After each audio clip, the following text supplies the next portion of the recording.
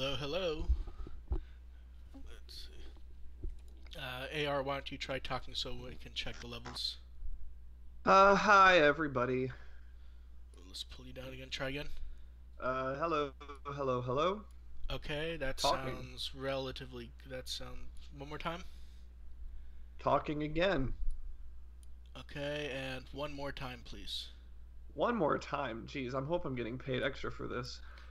You're getting paid double, in fact. Awesome. Let's see. Okay, and one more time. One more time. I'm coming out of witty things to say in So am response. I. Okay, how do we sound to you guys? We should sound roughly even at this point.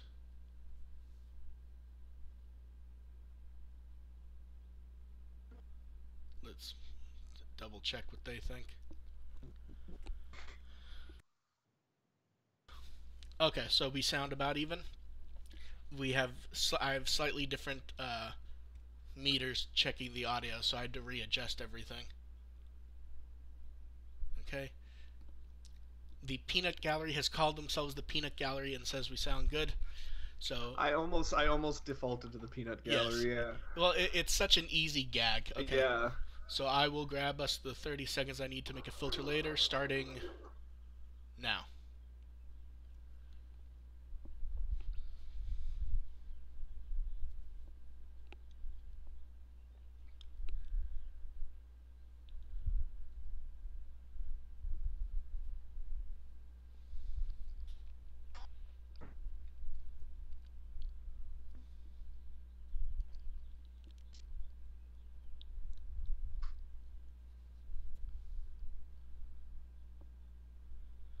Okay, that should be good. You ready to start? Sure. Okay.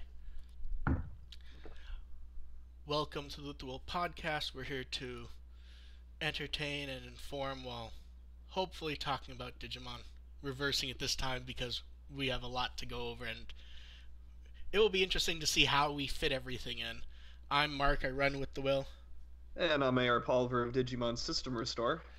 May's not quite here yet. At the moment, we're still planning to talk about the stage play regardless, since it's starting to get a little bit late stage play wise. We It was becoming a nice running gag if it was Yes. held up another episode because of May not being able to make it. It'd be funny. Yeah. Well, the first time it was that you just weren't available. We knew that, so we weren't Hmm. going to do it, even though we had said we were going to. Hmm. Then the next one, May was unavailable because she's moving, Hmm. and then finally it's like we're all able to do it. So I've just been randomly rambling about the stage play on Twitter. I feel like this time we realistically have to do it. Yeah, probably. I Yeah. watched it again last night. So did I. I watched it in double speed, but it still counts. Nah, I sat on the couch and watched the full thing. We expect May will be here. So I watched the full thing in normal time when I did my system restore post, which is primarily what I'm going to be going off of when we discuss it anyway. so you're cheating and you have your own notes. I do. Cheat, It's called prep work. cheat, cheat, cheat. Okay. So It's not let's. actually notes, it's an actual blog post, Yes. so it's public. You can read all my thoughts on the stage play. You could have for a month Cheating. now. It's cheating. Cheating, cheating, cheating. Shall we move on to the news? I suppose. Boo. So first up, Studio One Pak is closing, and they seem to See, do. why you boo me? This is bad news. This is See, sad. see, they seem to do the heavy lifting for roughly half Yeah. the anime industry. This is why I'm disappointed to be going to the news because we have to we Yeah. have to bring this up. Um, but yes, they do the heavy lifting for a good chunk of the anime industry. And I knew what the first response was going to be, and it was exactly what I expected, which is, what does this mean for Try? It means Hmm. almost nothing. Um, if you combine all that they've done for Try total, it equals less than they've done for single episodes of Cross Wars, for example. Try's got to be close to finished Yeah. anyway. I mean, just as an example of how many cuts an episode has of stuff, they've done over 150 cuts for an episode of Dragon Ball Super. Hmm. And they've done less than 60 cuts for all of Try. So we're not really expecting, even if they are working on part 6, for it to be a huge issue. Yeah. This is more of a, oh, it's going to be very interesting to see what happens for, especially weekly shows for the next few weeks. Yeah, this doesn't really have any major impact on Digimon No. currently. It's more oh, they did stuff for us. Yes. Cry. And Atmon. Yeah. Hmm. Yeah. Not really much to say here. It's just sad, and they had a lot of key animators. So either a lot of studios are going to go on hiring sprees, or we're going to see a lot of things crash and burn potentially. Yeah. And moving on from that to better news, Adventure is going to be airing in Japan again on the Toei channel with the most hilariously weird schedule possible. So, ignoring the preview of episode 1 they're going to do on Sunday, every Monday at Hmm. 7 p.m. they're going to air 2 episodes of Adventure. The next Monday, they're going to air those same 2 episodes at 8 a.m. Then later, that Friday, the same 2 episodes at 8 a.m. So it's 3 chances for someone to watch them all. Either It's record. very it's very network like scheduling. Yes. Like if you miss it, you get a chance the some other time that's not prime time. Yes. So it's very nice. It doesn't affect anyone listening to this show in the least, I expect. Yeah. But it's still neat. And although it does feel like it's sort of taking the piss out of Tamers a bit, because it feels like everything's been really hardcore Tamers for the last few weeks. And it's like, Hmm. we're going to air Adventure starting right before the Tamers box comes out. Woo! Yeah. Is Uh, their re-airing of the first half of Tamers, that's done, isn't it? they're streaming it. I don't know if it's done yet, but it was close. Okay. Um, it's somewhere around there, and they Yeah. haven't, and they're only doing the first half. Wink. Yeah. Which I believe we said on the last episode also. Yeah, we were It was like they were only vaguely pretending they weren't gonna do more. Oh, right. it's weird. It's 2 months before the box comes out. What will happen a month from now? Oh Mm. no. So moving on. The staff Q&A live stream happened, and it was as fun as we hoped it would be. Yeah. Um, Lots of great info. We got. The best part was Kakudo just bring like this whole like The not a book, props were good. but like he brought like this whole folder of just random adventure paperwork from 20 years ago, Yeah. and like he's pulling out stuff showing old logos, a map of File Island, printouts from fortune telling computer programs that they used. It was I believe it was producer Seki Hiromi who told them to use fortune telling stuff to figure out the names, so he was showing the ones for Joe. As a writer, I appreciate this a lot. Yeah. Like they're using the same stuff that we do to pick character names. Or like him pointing out that they originally wrote Palmon as male. Mm-hmm. That's interesting. And then just lots of random commentary from like Kenji Watanabe saying a lot of things just aren't explained and it's left to the imagination. And then it's sort of like a shrug. Or Volcano Oda and Watanabe commenting they wanted the Digimon to stay evolved. And actually, Oh yeah. Yeah. I believe in the past Kakudo said that he had to kind of argue for them Mm-hmm. to devolve because what's he supposed to Going up and do? down, yeah. Because what's he supposed to do with a Greymon once it's there? Right. The, like logically, it makes sense to have them evolve and stay there, but there's nothing to do with it once there because you just have a giant Yeah. T-Rex then. Yeah, so It, you get everybody up to adult and perfect level, and it's going to be a really rough trip. yeah, That submarine episode that's going to be very difficult, or when they're all stuck in the Waymon. That's going to be really difficult if they're all perfect. but like I just love though how he's pulling out stuff that you can't believe he actually kept, Yeah. and or they're joking about how Kakudo and Kanaka are talking on Twitter and it's causing problems.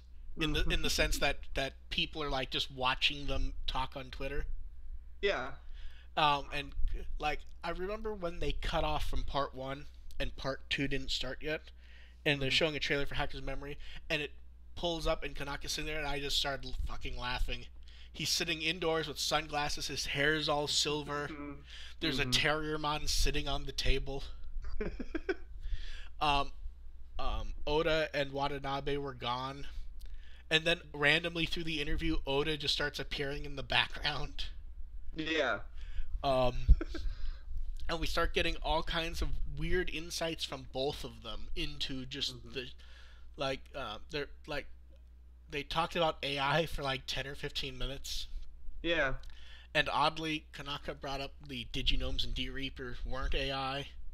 He brought up Impmon didn't Right. want to evolve. All kinds of weird Mhm. stuff. And then Yeah. people started arguing over what Kakudo said, where he's like if the human dies, the Digimon dies too. And he goes like, and that's why we never saw Mon again. Yeah. And That's and that's kind of the bombshell from this if we're well, taking away anything, but there's well, a lot of just fun little headcanons, I well, guess, no. But would be the way to the put it. funny thing to me is then people are trying to argue whether it's canon or not. It's like Yeah. we don't see him again after. It doesn't mean he's dead in the show. It means that's what the Right. director intended. Yeah. And this is something that's been sort of bandied about for a Yeah, while. It's just interesting to get Kakudo's take on it. yeah. But it is just funny because and then they just kept going on about great, fantastic stuff, and it's like, Hmm. and like, well, he even brings up something that Try's gone over, but his view on it is sort of different. In Try, it's been that if a Digimon dies in the human world, the Digimon's dead. Right. Like that's part of the plot of Try. Hmm. Kakudo's opinion is who knows what happens, Yeah. and Oda was still kind of hopping around in the background, and um, oh, and they Kanaki even joked about that where he's in the background of a scene in Tamers. Hmm. Um, and then they brought everyone back out. You know, it was a very fun event, but it was also very strange. Cause like I guess I expected them to just be sitting like around a nice table. It's just a very tiny table. Yeah, they're just having some coffee Yeah, up at K Cafe talking about their work. but like even like the last shot, or one of the last shots, which is the one we have on the title card, it's Oda like hiding in the background, where like you can see him in his hat, but he's kind of hiding. It's very weird, and we have to thank Onke for translating stuff as it was happening while she was half Mhm. asleep. Yeah, I think she went back and translated some other stuff Yeah, I'm gonna be adding more later. of it, but I haven't had a chance to well, read all the I post stuff, but believe on Twitter she was saying that she has a full recording and she was gonna go through everything or most of it. yeah, And she's gone through more, but I haven't had a chance to look at I that feel stuff. very bad for her saying that she was gonna go through more because now I can guess that there's just 100 people watching her Twitter constantly. Um, yeah. Um, and there's lots of little bits of news from that that show up in the rest of the news. So let's move on Hmm. to the first one. We not only got various previews of the Tamers box, they held up bits of the box at the Q&A. And I still think it just looks like a really nice set. I mean, the cover looks nice, the inner box looks nice, and we have a nice shot of the second box, which we had the photo from V Jump last time, Hmm. and it's still very expensive. Yeah, I get the feeling we'll have more to say about this as it gets closer to coming out, though. Yeah. Then next up, the second modern D1 ended, and the winner was Hideyoshi, who had an Alphamon and a Rust Tyrannomon.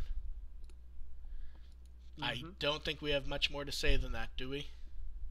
Congratulations. Wait, Yeah. a nice soft clap. Yeah. Moving on from that, we got some very interesting updates for the pendulum. So first up, they went ahead and announced how Copymon works, and it's roughly how everyone guessed. But more interesting was the Digimon they announced because they had teased that they were going to add a stack of new Digimon to the Zero, Mm-hmm. and they did. So first up was Seraphimon and Ophanimon, who was kind of obvious, Mm-hmm. and then I don't Duke. know if Funimon sprites kinda. Yes, it looks like Angelmon, but they kind of changed the wings. Yeah. Um, like, couldn't they at least give like a single pixel spear or something? Right. Then we have Dukemon, who we already know. Mm-hmm. Then we have Bushi Agumon, who people seem very excited for. Forgot about Bushiagumon. Yeah. Um, this I love the sprite form. It because it's so. Yeah. That's the sprite. Yeah. And then the big surprise, Arrestor Germon, who Yay. I it didn't even occur to me that he might show up. To be honest. Maybe too many people have been starting to ask for him in Hacker's memory that they put him in the Now, Digimon. now the important part though, will it have Gumdramon? Ooh. I demand Gumdramon. Mm. Um, and they announced that next week they'll be showing the new Nightmare Warriors. I I don't know what my favorite part of these are yet. I think it's just how like the choices are not all the obvious ones, which is nice. Yeah. And we'll move on from that to we sort of went over this last show, but we actually have images that don't look like crap now of more of the Battle Spirits 1.5 cards. Yeah. We don't really have much to say here. It was just we wanted to show the nice cards. Yeah, just gawk at the artwork, Yes, really. gawk at the artwork for a few moments, everyone, and then we'll move on because we already discussed this last time. It's just last time we were using photographs of V Jump. Mm-hmm. I think that's about enough time, don't you? Yeah, probably. And we have more Rearise details. So, first up, we have proper photos of the male and female characters who we still don't have proper names for, minus that it appears the guy is named Takumi or potentially Hiromi. Yeah. Takumi's would be strange. Yeah, we already have like two of them, don't we? Something like that, yeah. Yeah. And then we have the teaser trailer, which really doesn't have much of anything.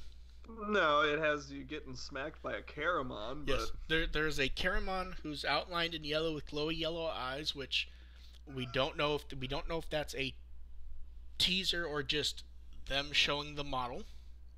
And then we have the little dude who at first everyone mistook for what's his name, Doraemon. yeah, or his lower form. Yeah, and it's not. It's I mean, we all assume it's the lower form for not Sonic the Hedgehogmon. Right, even though it's blue. Yeah, I don't know why that didn't quite occur to me, but yes. Um, Blue Hedgehog, how dare they? yeah, That'll never work. yeah, I mean, it really feels like Rearise is something like it feels like we could get it in 6 months, or it could be out next week, Yeah. and I don't know which I expect more.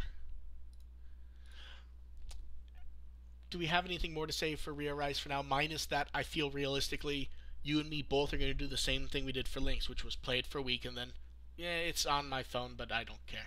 I mean, some of the storyboards and the idea of going between real and digital world, like, this is intriguing. Like, this is Well, something that could be sticking, but the, the way they sold Links, I kind of felt the same way, and that yeah, one I gave up yeah, after a week. yeah, it's one of those things where they're selling it early on very well, even though we know very little, but we don't know what that means for the game. It could very well be nothing. It's like, despite getting burned by Links, I'm still optimistic about this one, but We so what we you're got saying burned by Links. so what you're saying is you have hope for this game that if we do get, we won't get it for a year or two. Yeah, oh, absolutely. So do I, but I I feel like the only reason we have real hope for this game is the art. is it feels like, Well, the well, art and if they're the art and selling it as an Animal Crossing style game. look, the first thing they showed us was something where everyone went, "It's Sonic the Hedgehog." That should put up some warning bells. Because anytime I see something Sonic the Hedgehog, I go, "Oh shit, this is gonna be terrible." Now, Has there not been a Hedgehog Digimon? now, shall we get on to some good game news potentially? Sure. Ryudamon and his line are out, and at the Q&A, they told us who the fifth Digimon was going to be, and I don't give a shit what anyone says. No one guessed this one because Yeah. because once it was announced, a lot of people were like, "Oh yeah, that's an obvious choice." No, it fucking wasn't. No one guessed it. Saying it's obvious No. after saying it's a bunch of people said, "Oh, it's an obvious choice after the fact." No, it's not. No one Yeah. guessed it. No one Yeah. even. No. This was. I never heard this one come I up. mean, in fact, I think 90% of like most people were saying Apollomon. Saying what? Apollomon. Oh. I I hope. mean, I could have. I hope I hadn't heard that one, but I that one. that's the one that I saw the most. Yeah. Um, I saw. I mean, I saw a couple that were going for a Dramon or something, but and the neat thing was how quickly everyone got the update for Ryudamon, though. Like, for Udamon, yeah. we saw it was out in Japan, and then 5 minutes later, people in Europe were saying they had it, and then within an hour or two, within a few hours, people in the U.S. and the rest of the West had it. I mean, Yeah, I I already mean, got his Yadyumon in my game, so I mean, everyone was kind of guessing weeks, and it was Mhm. like we had it the same day. We're still waiting for the fucking SD Digimon though. Oh yeah. That those have shown up everywhere except I believe the U.S. and Latin America. Mm. Um, and I think The my favorite part about this though, going back to Apocalypse, hmm was producer Habu clearly was forgetting to announce it, and someone off screen was like, "The retweet Digimon," and he was like, "Oh yes, Oh yeah. yeah." Like he clearly was forgetting to do it.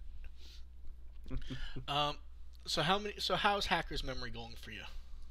It's not bad. I'm a very slow player, and I only have so much time, so I'm only about halfway through the game. But like I said, I did get his Yadyumon, so I did get one of the new ones already.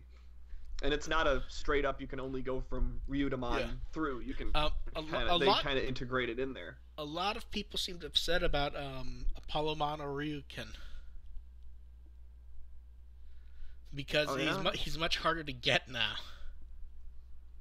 Oh. Because before it was Alphamon, and then you just did a hmm straight evolution. Now you actually have to do a Jagras.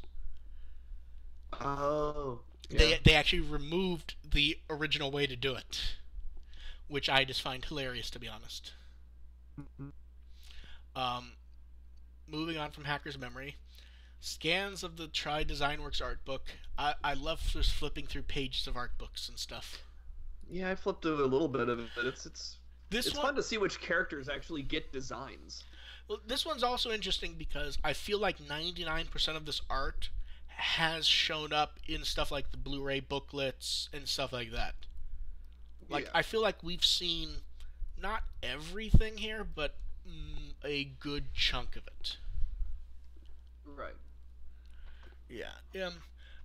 I still like I like seeing the layout shots where you see them doing the resizing the characters as they go to the background to show the scale. hmm I don't know, Yeah. that kind of thing is just interesting to me. I'm not really sure why they did those CGI pages though. Yeah. It feels like they went, well, we have CGI models, we should show them, hmm and then they sort of shrugged, showed them, and then the end. Um,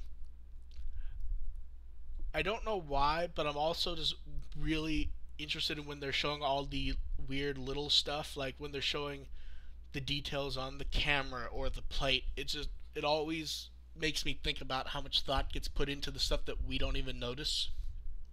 Yeah.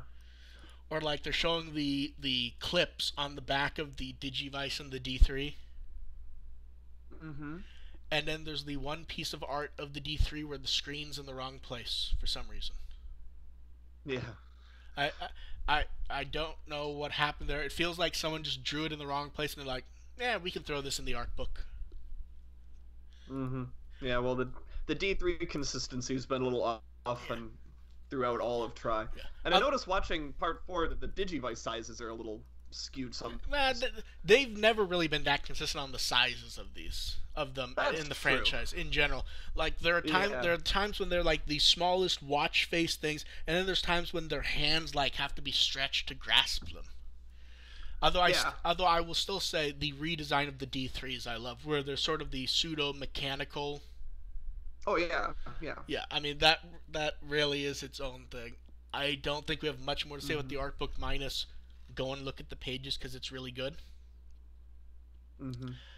And next up, Anime Japan is a month and a half away at this point, and Taichi from Tries in the key art to celebrate the 5th anniversary of Anime Japan. Yay. In conclusion. Yes, not much more to say about this one, minus that um, it's nice that he's there. I saw some people say it should be Agumon, but I'm not sure how you're gonna have Agumon do a Holding up 5 fingers. Yeah. Yeah. And plus, they need to frame it so that no matter where he is, it will work. And then on the other side, although you have Conan jumping, Of course, which is kind looking of at odd. the looking, I'm not sure Osamatsu's doing the 5 finger. Well, no, he's doing a five. He's doing a Oh, five. he's doing the number 5. Oh, Yes. little Shit. clever little shit. Yeah. Um. Now the next one I'd want. The next one is, despite them not having tried Part 2, tried Part 3 is up for pre-orders in Australia, and they're still getting it 2 weeks after Part 2. And it feels like they're doing a running catch up so that they aren't playing catch up anymore for when they start doing others. Yeah. No, they'll be caught up for a month. Yeah, it's really strange. Right now, they are behind us by 2. I mean, they are behind us by everything except the first suppose week. you could argue 3, but Well, but I mean, like home video, everyone has. yeah, I know what you I mean, mean. right now we are Video, half. yeah. Right now we are half done, and they only have the first. Shortly over a month from now, they will be completely caught up with us. That's really weird. Although I gotta say, I really love the cover art. I mean, I like the way they're laying out the logo, even though this time it's a bit hard to read. And the most important part of the Australian release, them using the term part means that I'm technically correct when I keep using it rather than just being a stubborn asshole. Oh, Because everywhere I interchange it. I just use part because it's what I've used and it's technically correct. At some point, everything switched over to chapter, minus the Australian releases. Oh, Because like there was a point where the UK release showed part, but then they changed it to chapter before it came out. Early in promotion, they were calling ours part, and then it changed to chapter. And I'm just still calling it part because I just like the way it sounds. And it's only technically correct because Australia is still using it. And now we're on to not the big topic, but a topic. We both saw Try Part 4 in theaters. And yes. then the next day they announced it was going to be on Blu-ray and DVD April 24th. Surprise, surprise. Yeah, I remember laying down Thursday night and going, these guys are going to announce it at like 8 a.m. when I'm half asleep. And that didn't happen. But shall we talk about the dub a bit? Sure. Where would you like Shame to start? that he's not here though. Well, Oh, hopefully she'll pop in a bit into it. If not, then we'll figure it out. So where do you want to start with the dub? I don't know, wherever. It's They it's a didn't very they didn't have any good big fuck ups this time, which I'm very pleased no. by. Like I think this. Yeah. There's one potential screw up, but you have an argument that no matter what happens, it can't be a screw up. Right. And I mean, we can get into that in a second. I think Okay. there's a couple things that might have that I might have considered slight flub ups, but I all in all, I think this was The between the lack of flub ups and the overall quality of the production. yes. This is the best dub we've had so far for Yes. Try. There's no long explanations about family things that don't exist. There's no calling Sora's sister. It's all. Yeah, well, they didn't try to justify why Biomon ended up being so No, off. they kind of. They just they just rolled with it. Yes. I mean, the easiest way to say it is rather than getting in. Like, when you're watching Japanese, there's certain cultural connotations and other stuff. Here, it's sort of just. She's just pissed that someone says she knows her. Yeah. And Yep. And it's like this is what a lot of people have issues with the fourth movie is that there's no real good explanation for why Biomon's like this. I mean, I have my own. I have a rationalization that kind of makes sense. It makes sense enough to get you over, but I get why people don't quite buy it. See, it didn't bother me because, I mean, ignoring that plot-wise you have to have someone acting off, it's interesting to have it be Piomon because that's not the one you'd expect them to do. Yeah, and I guess, I understand the criticism that there's not a good rationale for why it's Piomon and others. I have a rationale, I just don't know if it's a good one. See, I thought the rationale was good, is that it's basically Sora being, to a degree, a mother hen, sort of. And she just doesn't. And she just. Well, it's an inversion of. Yes. It's an inversion of how they met originally, because originally Piomon was so clinging and Sora's like back offish and why are you hugging me all of a sudden? I like that that's inverted a little bit, and it kind of works because Sora's evolved so much since those original days. Yes. That I kind of like that, and it works. It kind of works for me, but I understand the criticism there. But the fact that they didn't. First off, because the dub, if you remember, didn't really have that rocky relationship at first. That was sort of washed over in the dub, so you don't have that. And instead of trying to find some other bullshit way to explain why Biomon's like that, they just say screw it and just go with it. Yeah, she's basically an angry child. Mm-hmm. And and Biomon's just straight up tsundere the whole movie, and it does make her. The way she gradually comes to accept Sora, that makes a lot more sense in the dub for me. Like they seem to make that a lot more organic. I'm not sure if it makes more sense. I will say it feels a bit more like a clean growth to a degree. You can kind of see the straight line and then it going upwards and then it's just there. And there's no point where Biomon really stops being an asshole. She's just an asshole that cares about Sora. Yes. So I mean, a high point of the dub was Colleen got to do a lot. Yeah. A lot, and it worked really well. But I feel like we have to talk about the dub VIP this time. I mean, there's no doubt who stole Try Part 4, and that's Jeff Nimoy. Oh, absolutely. I mean, every scene he was in as... And that's the other thing is they don't go with the mysterious man conceit here. Yeah, they just say straight up that he's Jedi. And they started using the soft G again. Yeah, although they did use the hard G in the ketchup. In the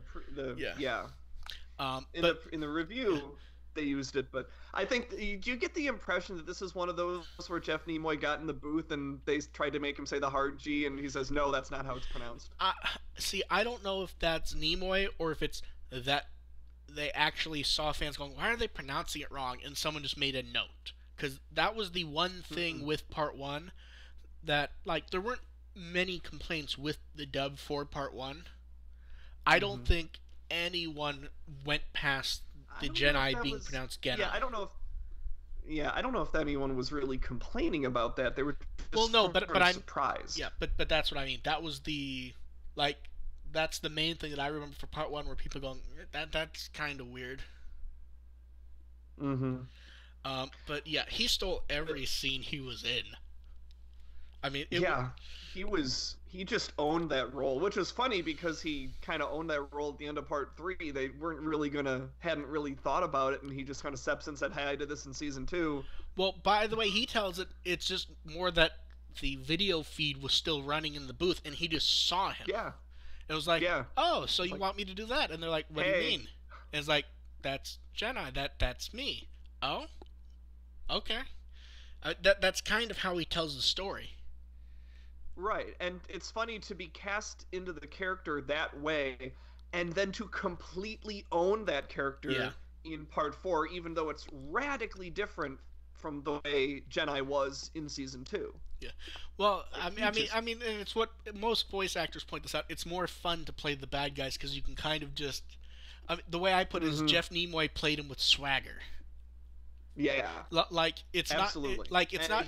you can tell he enjoyed that role. Yes, like you can all like I swear when you're listening to Jedi, you can almost see Jeff Nimoy just like strutting around in the booth while he's talking.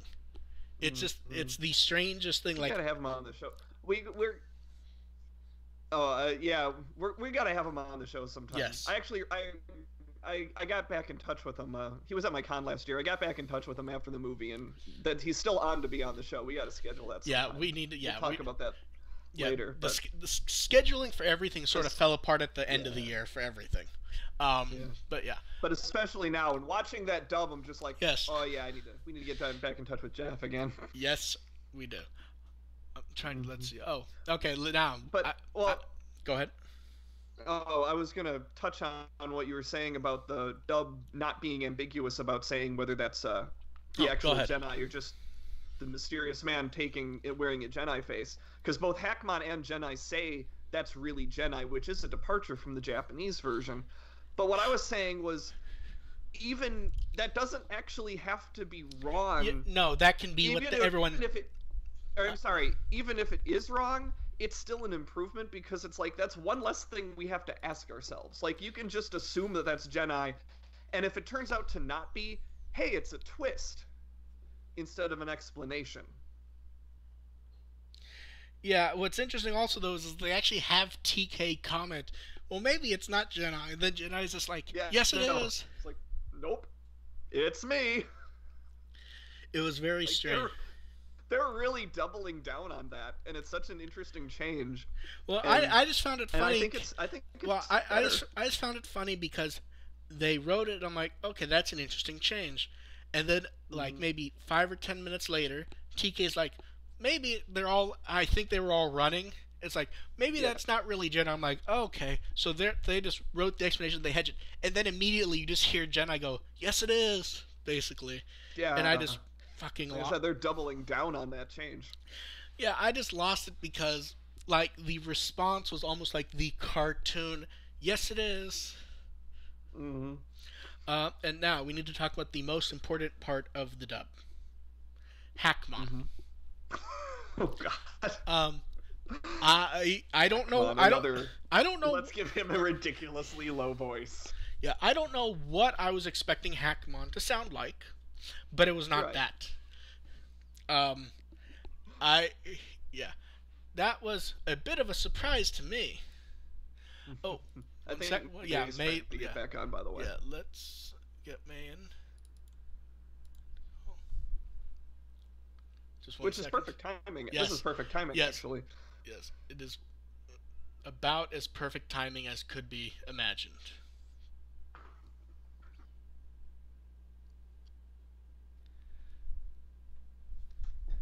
See, this is where I really should edit Bolero back in. Oh. But I won't. Yeah. Let's see. While we're waiting, if anyone who in the chat who has not seen the dub has any questions about how they handled a certain part, drop a question in there and we'll Can you hear us, May? Explain that how they did something. Hackmon's voice though, Hackmon's voice is such a light because the introduction I believe was literally, I'm Hackmon.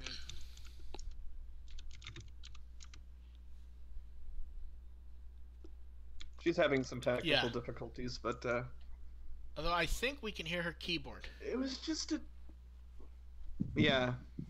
It was yeah, it was just this really deep booming voice. There's a Shout put out a trailer for part 4 that you can watch Yeah, and hear. you can hear him. And then the weird thing was, the weirdest thing about that trailer is the trailer ends and then it cuts back and is like, I'm Hackmon. Like it's supposed to be some huge thing for the film. It's like he's in one scene.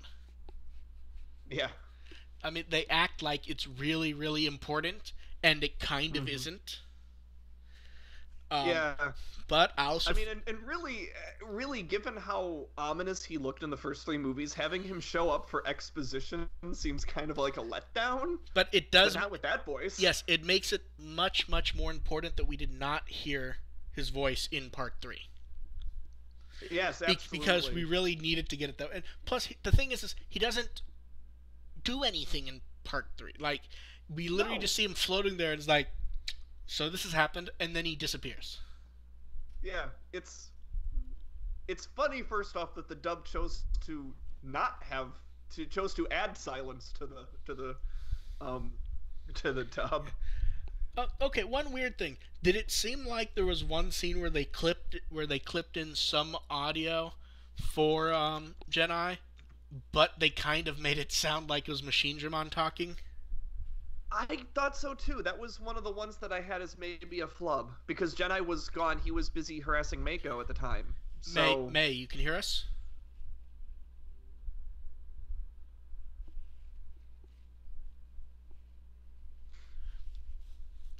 I'll take that as a no. Yeah.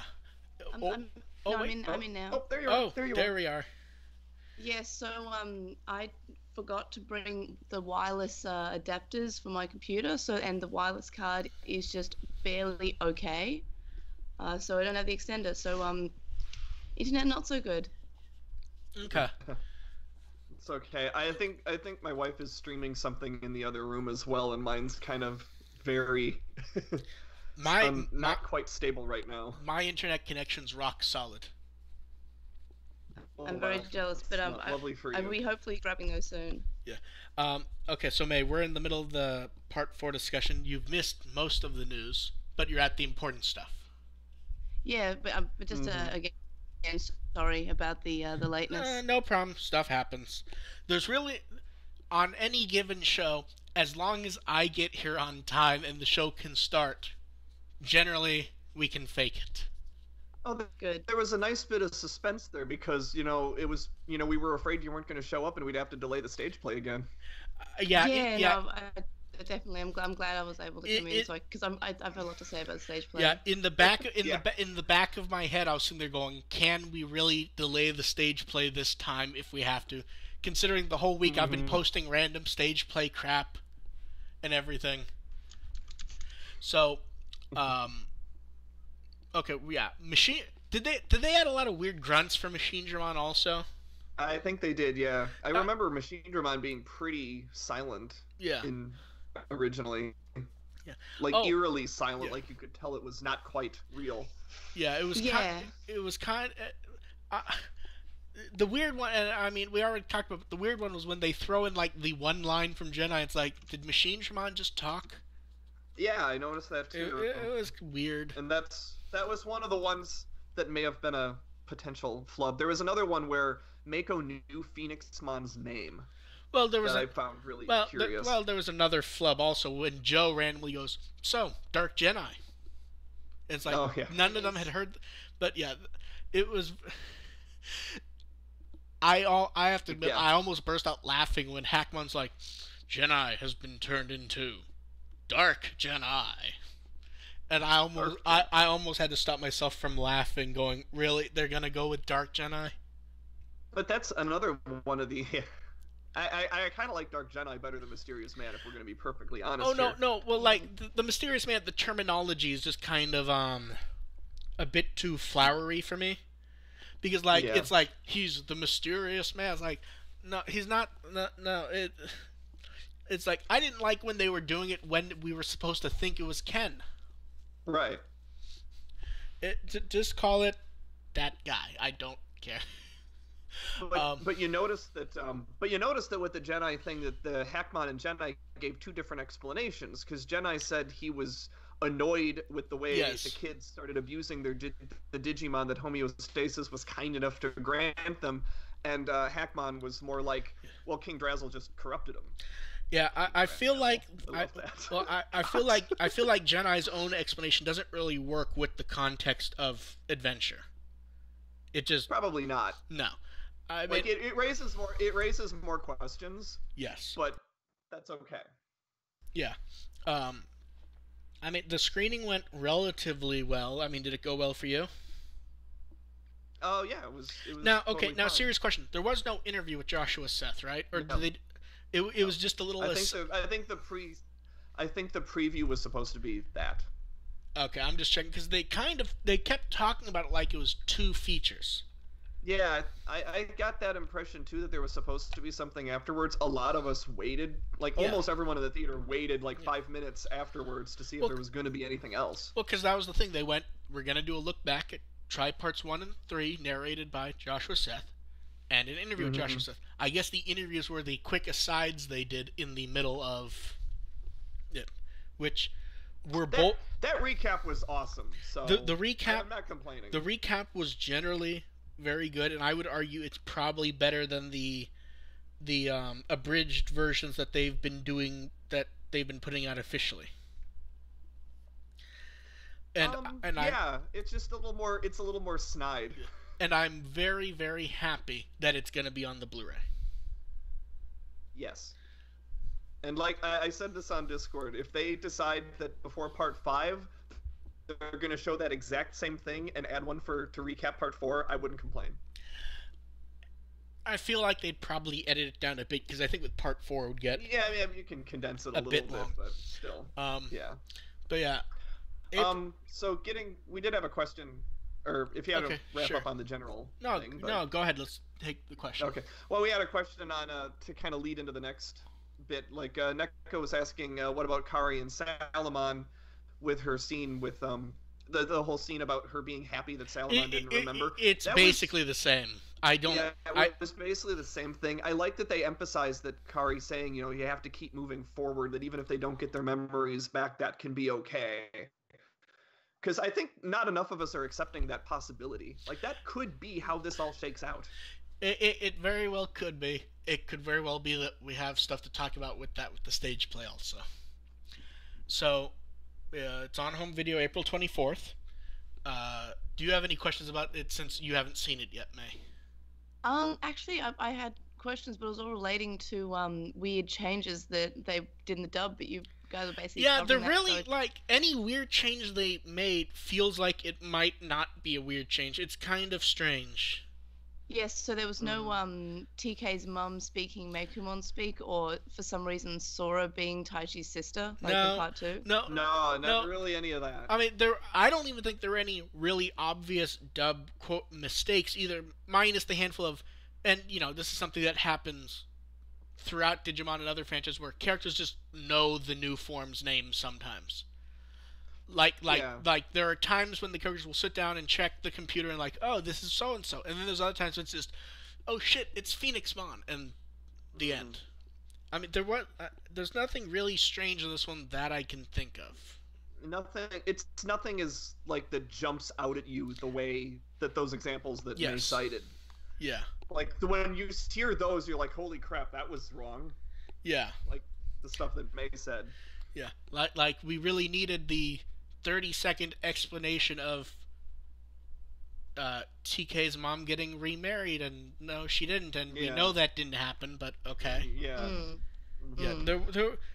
I mean, the stuff they did add. Oh, we forgot. I quite we forgot the most important thing. Oh. The Dumb and Dumber reference. I know what you're gonna say. Yeah, I knew you were gonna say the Dumb and Dumber. I forgot.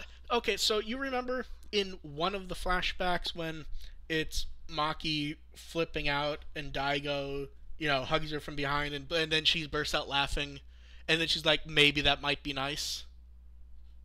Daigo in the dub then goes, so you're telling me there's a chance. Yeah, when Daigo's suggesting that they become a couple, and Maki says, hey, maybe that doesn't sound like a terrible idea. And yeah, Daigo's response is, so you're telling me there's a chance. And like even the cadence was the same as in Dumb and Dumber. I used that exact same reference to as one of my headlines for the last episode of Data Squad on my blog. Something about King Drazel saying, "There you have a minuscule probability of defeating me," and my response was, "So you're telling me there's a chance?" Because that sounds like something Marcus would say. Yeah. There will be more about Part 4 to talk about when it comes out in home video. And when it comes out in Australia in 3 years. See, you're going to be caught up for a month. See, yeah, that's one thing we point out. Like, right now, we're half done, and we're about to be more than half done. You only have Part 1. In about a month, you're going to be caught up. You're going to be actually caught up with us. And I really do get the feeling the reason why they're, like, running to catch up is so that with 4, 5, and 6, you guys aren't playing catch up anymore.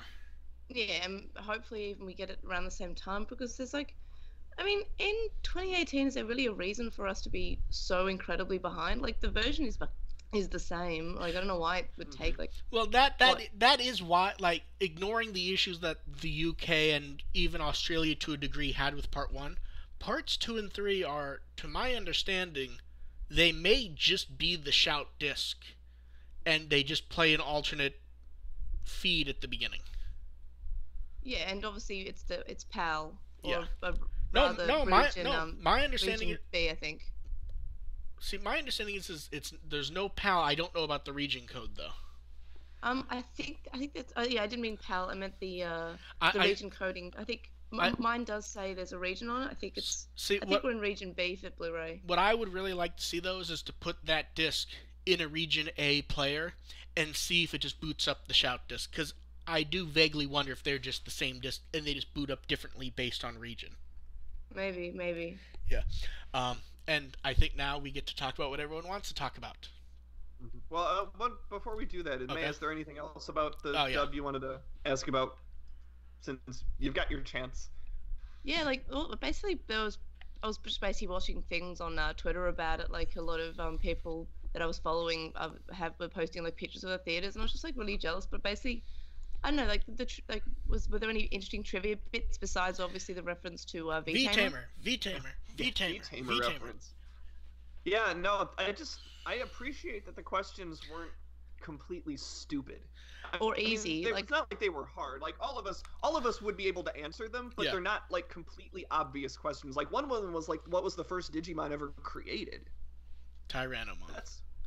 That's not a gimme. Yeah, that is for a casual fan who's just watching Try for a bit of nostalgia. That they would say Ogamon. Well, but everyone who that is a legit trivia question. Well, here's the thing: they really should have put up a picture of him, because if you don't know the answer and they put up who Tyrannomon is, you might not actually know. Yeah, he was. Considering he was the first Digimon ever created, he kind of got shafted in season 1. Like he was only just a monster of the week, wasn't he? Yeah. And was he one of the partners in 2 for one of the other kids? Probably everyone. Maybe. Everybody else was. Yeah. Yeah. But yeah, that. Yeah, I mean, we didn't get any of that in our theater. They didn't realize the feed wasn't on until 15 minutes in, and they started from the beginning of the actual feed. Oh. You were alone in the theater, weren't you? I was when I took the photo, which a number of people thought I was being serious and got upset. Oh. Like, a lot of people thought, you're in a private theater and you take donations. Like, no, that was a joke. You can, was a joke. Like, you can see the exit sign. I don't have my own private theater that has, 100 to 200 seats. The donations paid to rent out that theater. The donations did not pay to rent out that theater.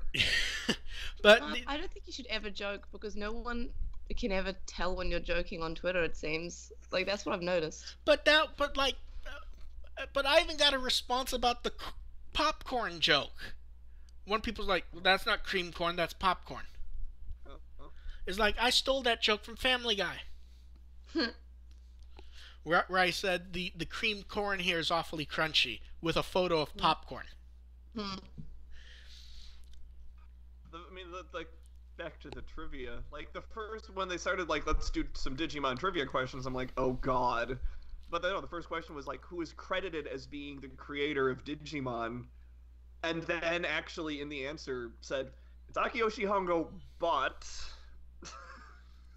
That's been my favorite thing about Digimon, like, in general, how no one really 100% knows. Like, there's always those theories of, like, oh, yeah, it's like an amalgamation of several people who created it. Well, no, that's that sort of like, well, see, that's what the answer said. It was like it is believed to be an amalgamation of these well, three no, names. see, that's what what drives me insane is we don't know like the exact names that make it up. We do know what the name is, though. It is an amalgamation. And they used the exact name. Yeah. They said it's these three people. But yeah. see, but I like that they do that because we still get people going, oh, we don't know who Akiyoshi. We don't know if he's a real person or not. He's not a real person. We do know that for a fact. It's an amalgamation. Yeah. Mm-hmm. Like if, and I've argued this before, and he's actually responded. If you were to name any one person as the guy, it's Oda. I mean, he was the person in charge. If there was anyone that you would name the person, it would be him. And when I said it, he actually responded, which was the most hilarious thing I've ever seen. Because the response he gave was the best response possible. Which was basically, thank you. Many people worked on Digimon and wouldn't have been a success without everyone. Mm-hmm. Did we have anything else for part 4, May? No, not really. Like any noticeable changes to the intro part, which is probably my favorite part of part 4. It's the only part for Try where we've actually gotten a video change. When they do the staticky screen where we get the Japanese text, instead of subtitling it, they actually change the text. Oh, okay, which is different compared to other parts of chapter of Try, where when there's been Japanese, they just have a voiceover reading the Japanese and they haven't changed any text. That's like when Daigo's checking Maki's computer in this movie, and you see that list of Digimon, all of those are still in Japanese. Yeah, like they don't change any of that. Well, I think it was because one thing they've really seemed to do at Tries is even though they provide a sign track on the Blu-rays, they've sort of gone under the basis that it's not going to be seen. Yeah, like Daigo says out loud that, hey, why is Tapirmon pulled up on the screen? Something like that. Yes. And I'll fully admit, I kind of forgot the prologue thing was there. Like, it's so disconnected from part 4 on the whole that when it starts up, it starts like, in my head, I'm like, oh yeah, this is in part 4, isn't it? And then I enjoyed it while it was playing, and it really does work well silently, and it still is very weird that they originally weren't going to have that be silent. Yeah, I'm glad they kept that. Yeah. They did that one appropriately. Yeah. And then they, in other... Sorry, what was that? The music is the same. Oh, cool. Because I really love the music. Oh my gosh, the music in that scene. I think the music basically makes the scene, so I'm happy. Yeah, it's really... Like, in the back of my head, I still go, what would that have been like if they actually had recorded Japanese audio for it like they originally planned to? I think it works better quiet. More so since Maki's actress even said she wasn't sure she could do Maki as a little kid. Yeah. I don't think that'd be a problem for the dub, but... No, but yeah, I think it works better silently because we can only, like, we know what's happening, but we're having to put things together.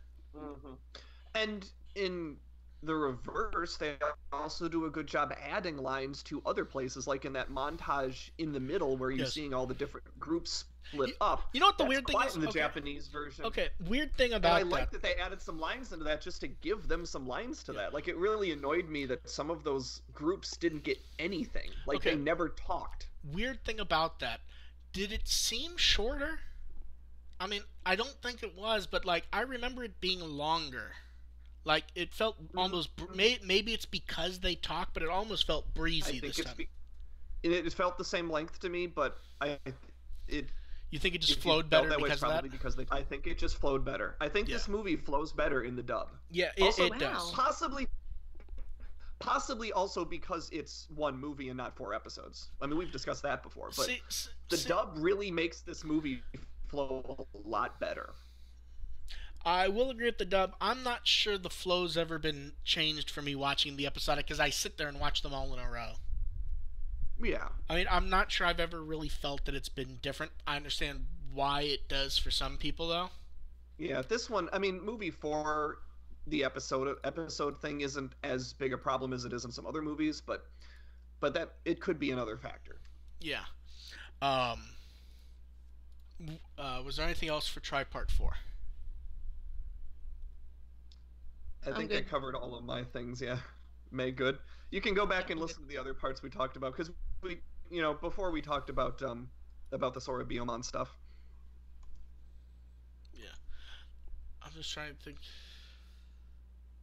I just want to talk about the stage play and Mimi. That's what I'm here for. Yeah. Yeah. Okay, you'll like the photo for the stage play. Shall we move on to the stage play, everyone? Stage play.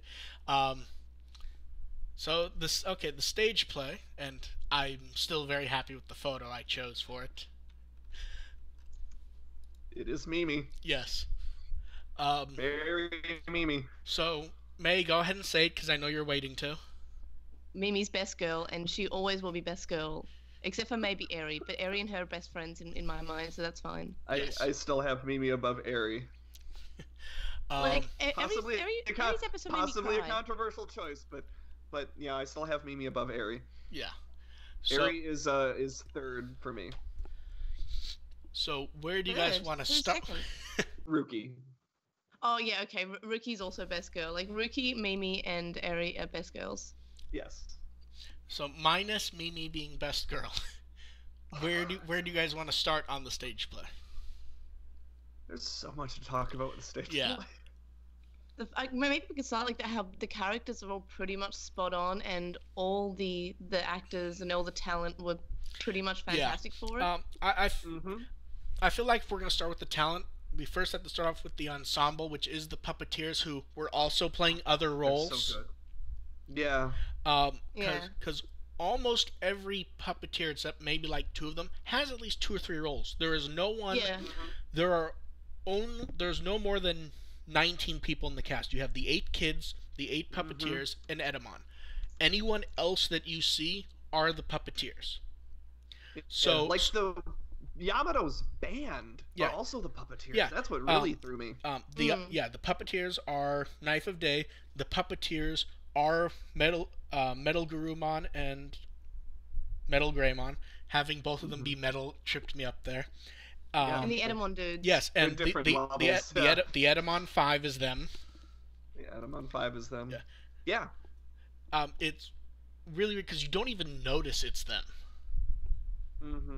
Well, that's the part of being a good ensemble. Yeah. And that's a thing for plays. Yeah. Like the ensemble hides themselves very well. Yeah.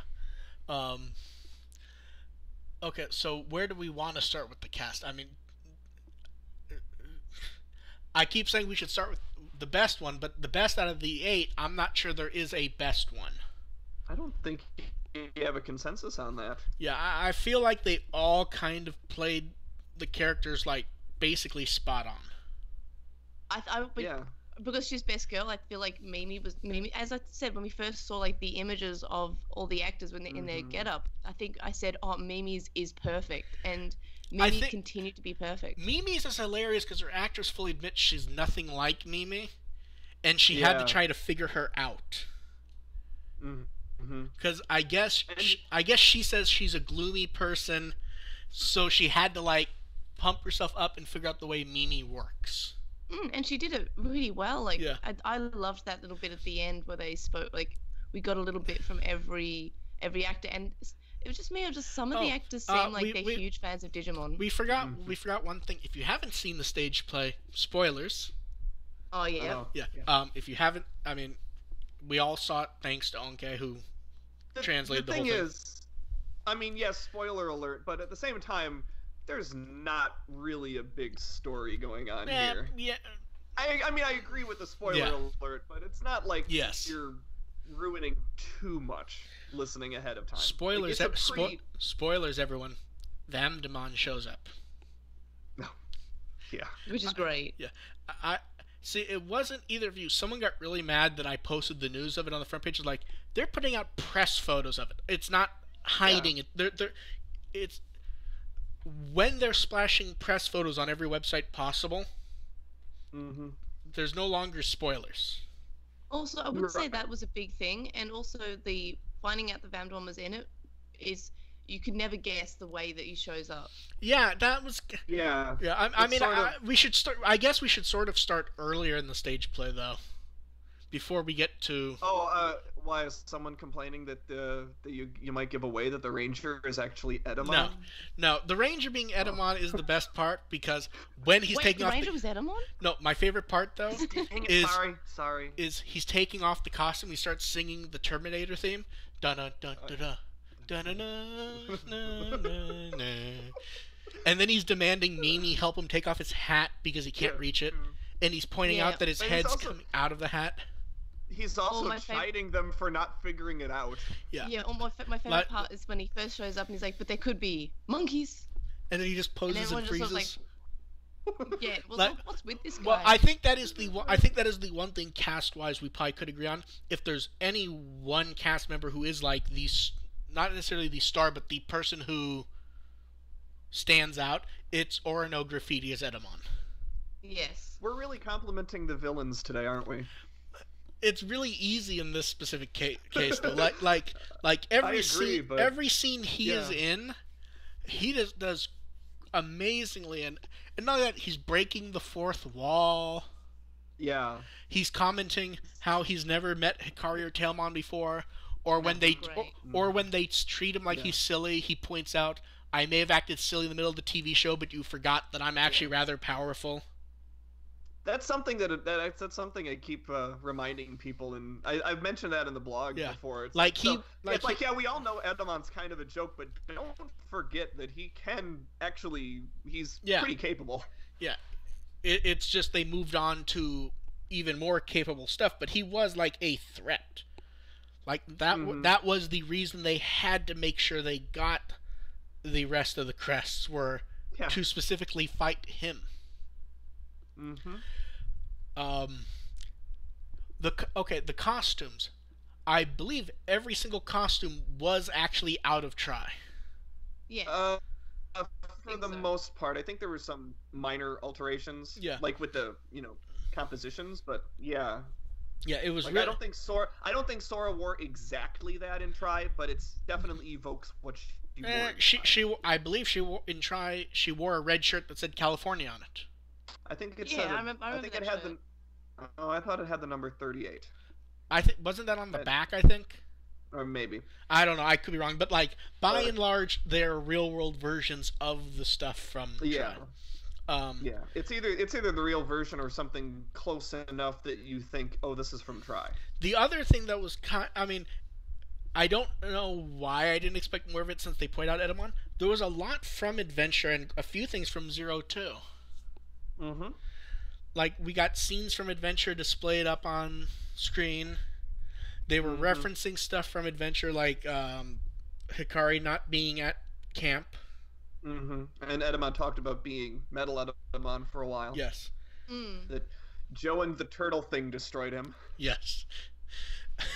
and yeah, the fact that the other characters didn't see Metal Edamon, and like he explained that, and I was just like, that was Mimi and Joe.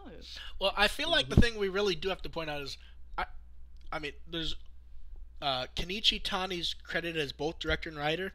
I don't know, like, if he just had a Bible guide or if he sat there and watched everything, but it really felt like he had. Which is something, like, really, I don't know if admirable is the word I'm thinking of, but this really does exist in the world of Adventure 02 and Try. When it really could have just been a minimal Try side story that didn't really reference anything, it was just floating there. Yeah, because they referenced Mako at the end. They said, "Oh, we have to get back to Mako." I'm like, well, and I liked that. I like the fact that they're not shafting Mako at all, and they're not, just ignoring everything else. Well, And I like that they held that back towards the end, because in the beginning there's that weird ambiguity. You sort of sense something's a little bit off, like if this is supposed to be taking place in Tri or not supposed to be. Here's that sort of ambiguity on where it fits in Tri-canon in the beginning of the play works out really nicely, considering the nature of the world they end up in. Here's the really strange thing about it. At the very beginning, they tell us something's wrong, and then they immediately go on to, and tries over. Mm-hmm. But they don't reference anything from Tri, just that it's well, and then at the very end they sort of twisted it, and it's the type of thing where if you look at everything, I'm pretty sure I could argue where it goes. Mm-hmm. Obviously, it's funny you say that, because they don't mention all of the bad stuff. It's like all the Tri stuff is dealt with. But all of the good stuff from Tri, like Taichi still has his distortion goggles, Yamato still. Well, no. Here's the thing. He has the goggles, but they don't reference them in any way being special or doing anything until the end. Yeah. All of the stuff that all of the nice things for them that were introduced in Tri are still there, but all the problems are gone. Yeah. And that's one of your first clues that something's amiss. The other thing is obviously it's a side story and it's not necessarily meant to fit in anywhere. I'm pretty sure if I were to fit it anywhere, it would be in between 4 and 5. After seeing 4, I'm kind of coming around on that. Because at the very beginning of 4, we see that Mako's okay, and then it skips to them all running crazy through the digital world. I'd argue that it's like right before they start running, all of them get shunted off somewhere else, and then they pop back. Yeah. Because they're in the digital world, they know they're in the digital world, they know Mako's there. Mm-hmm. Now, the interesting thing is, and you have to, you can argue it actually fits in with something in 5 where the Digimon seem to know what's going on again. Mm-hmm. And they clearly... They keep that nice, and they keep that a little bit vague, and it's... But in the stage play, they definitely have their memories, is what I mean. Yeah, in the actual play, but once they get back out, who knows? But what I mean is with Part 5, you could argue they have... Now, that could easily change with Part 6. Yeah. But with Part 5, you can at least make the argument that they sort of know what's going on. Yeah. It is very weird to and it's not supposed to fit anywhere, but it's just interesting to see the confluence of all that different stuff happening. And the puppets are generally really good. They work really well as the Digimon.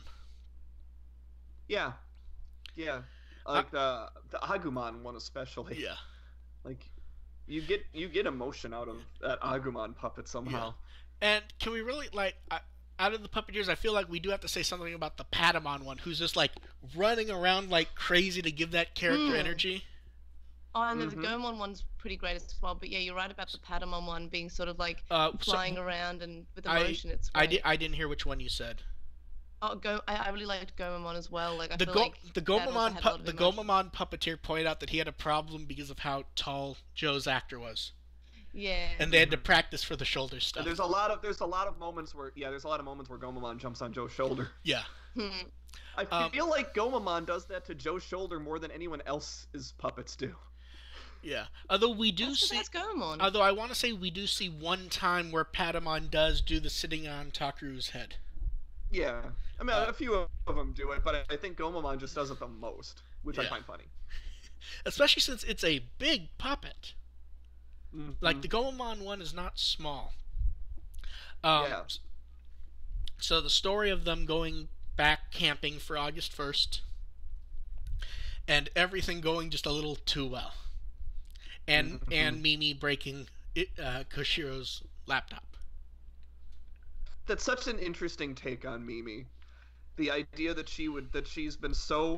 her idea of camping has been so warped by her trip to the digital world that she thinks you're supposed to go in with absolutely nothing. That's just hilarious. See, I didn't see it that way. It was more that she wanted it to be a repeat of that, not that it had to be.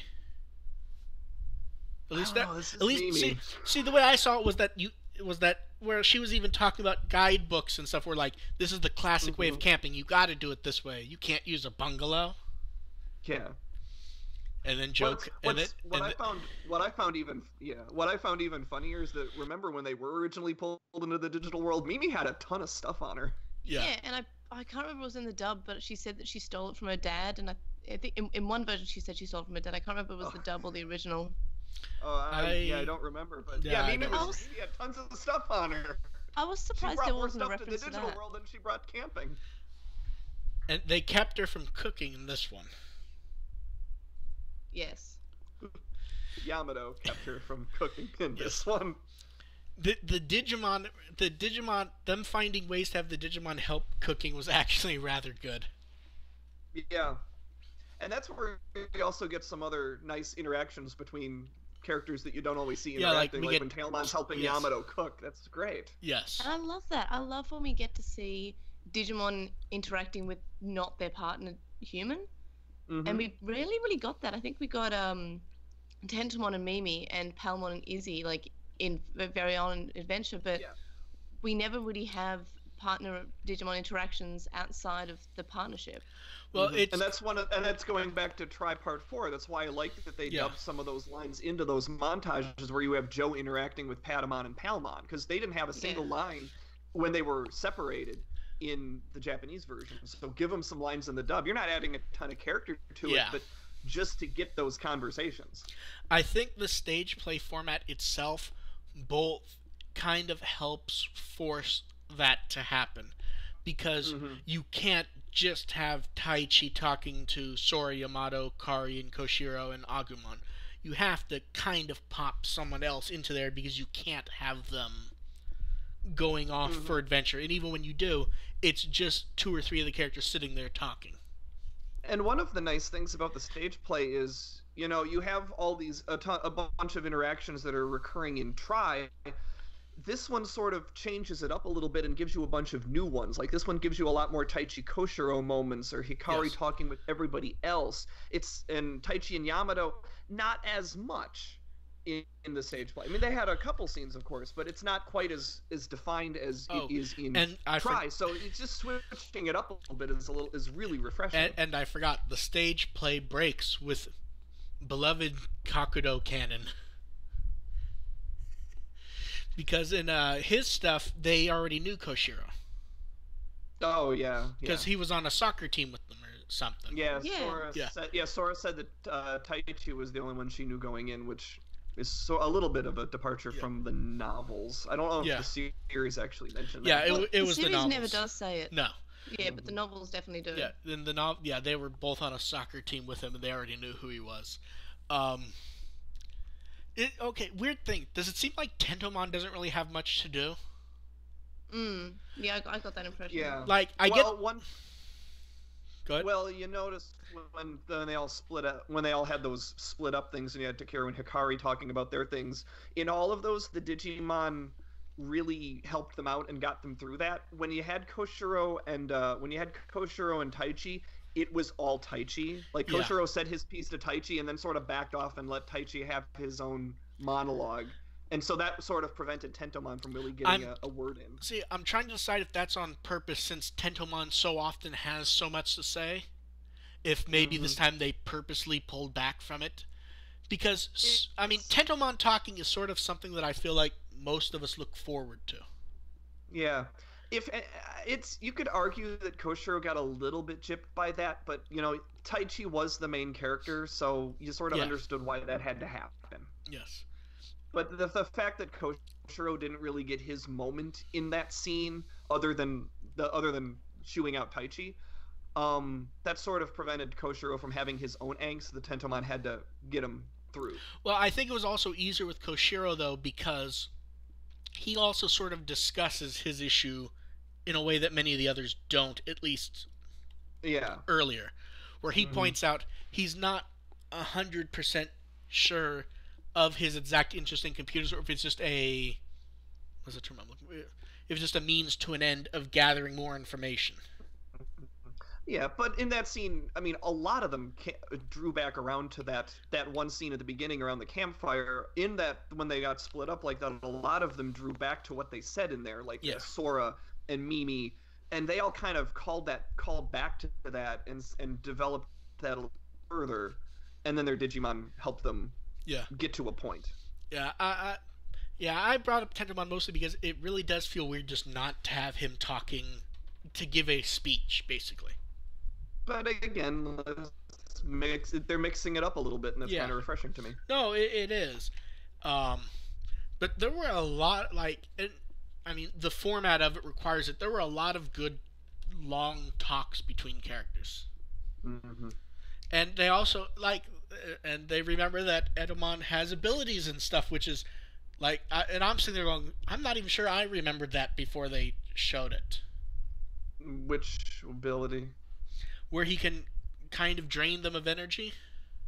Oh, I remember that. Yeah. Yeah, I remember that. Yeah, Well, I remember it. I remember it because I used it in a fanfic recently.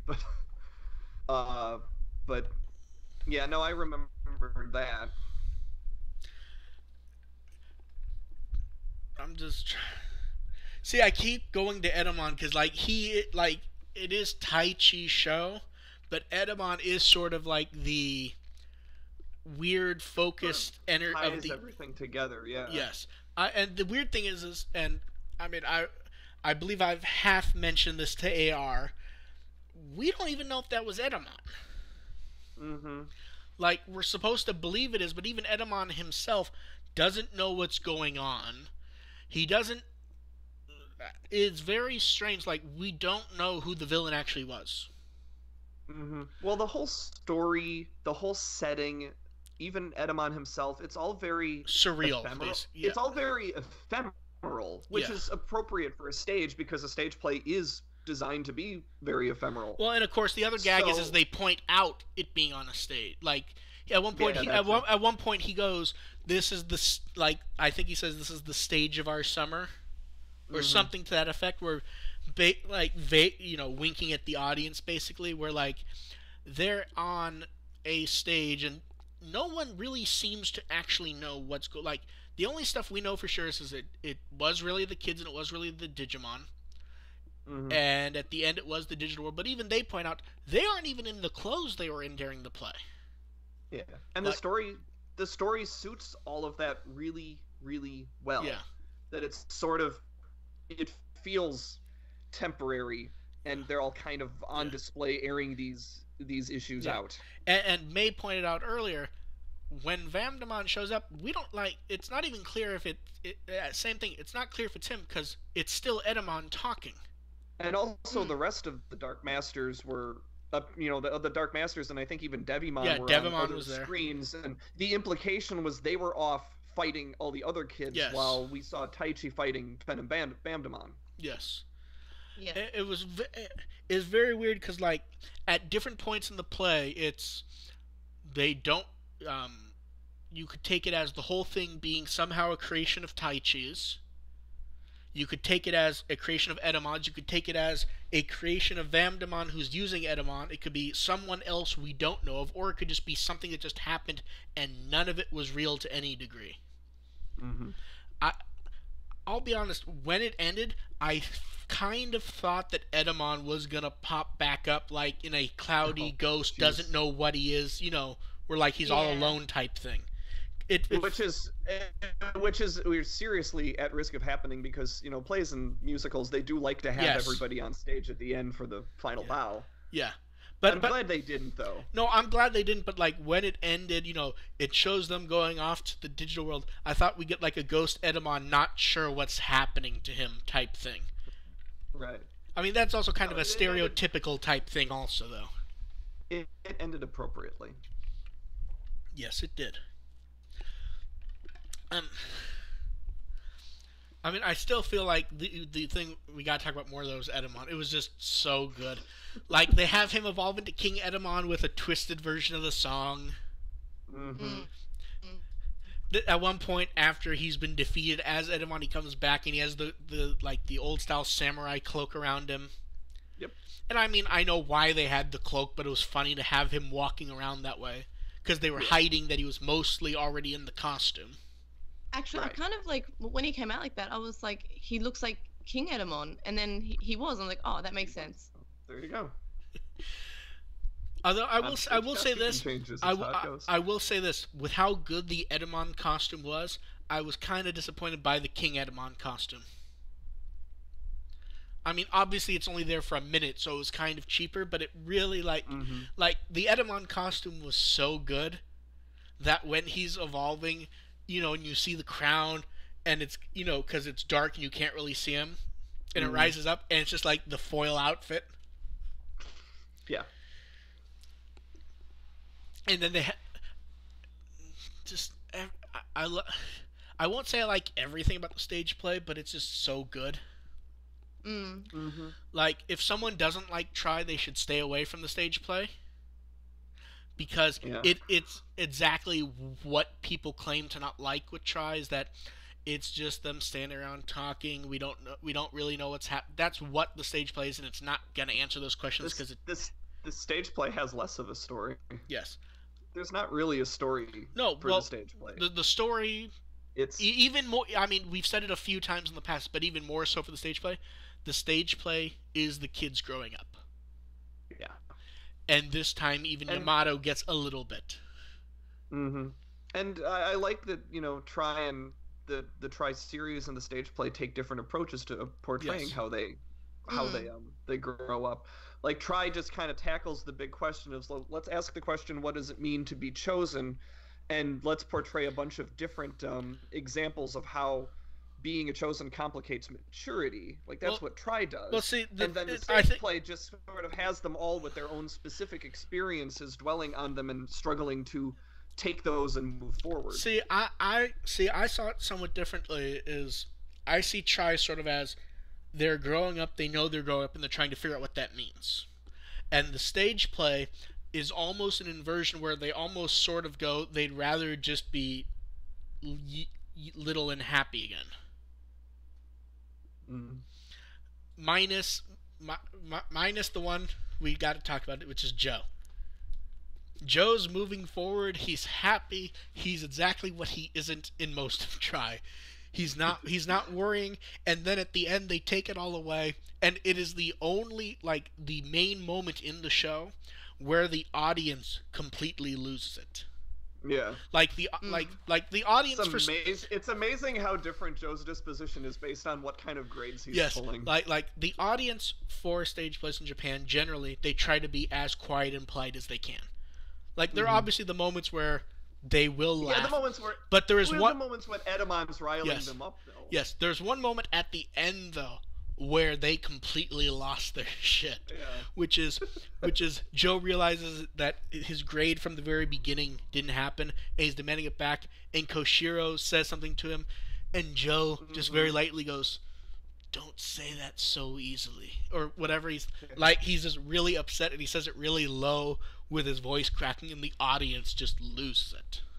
Wasn't there a moment midway in there where Joe's talking to Koshiro and is like, "Hey, I mean, would you be this excited if you got? I mean, I'm so excited. I got a B. Yeah. Wouldn't you be this excited?" And Koshiro's like, "Not really." Yeah, and